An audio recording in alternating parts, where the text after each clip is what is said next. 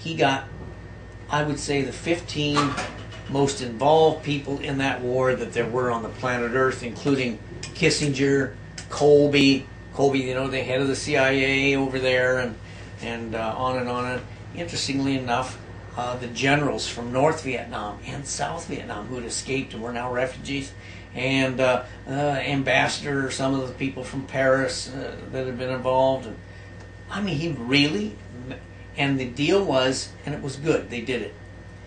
It was one of the least covered things in the United States and the most publicized things in Europe and the rest of the world there was.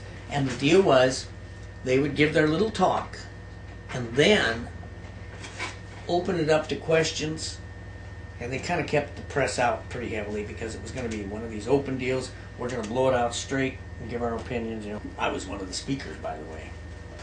Oh, I didn't know that. 15 or 20, yeah. Had an hour talk from the perspective of a young soldier over there who became disenchanted, concerned. We weren't allowed to win. We weren't allowed to lose. That was my famous campaign slogan. And the fact that I had actually run first, last, and only one in the history of the United States to run for senator without ever setting foot in the United States and win the election. That's what I did. You know, I ran the campaign for Vietnam. But maybe the most interesting part for me was I knew Kissinger had been the key man to fire Colby.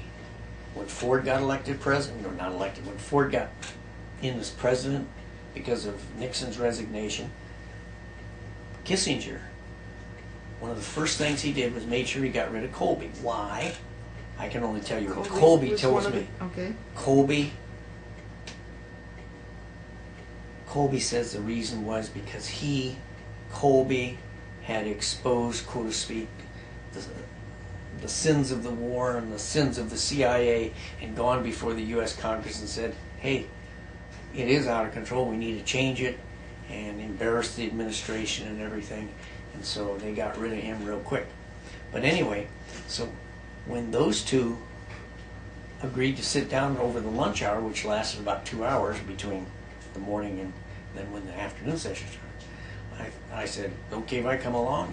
Colby says, okay by me. And maybe the most interesting revelation that I'm absolutely sure is 100% true, even though I've never really seen it anywhere else, that came out was, who was Deep Throat?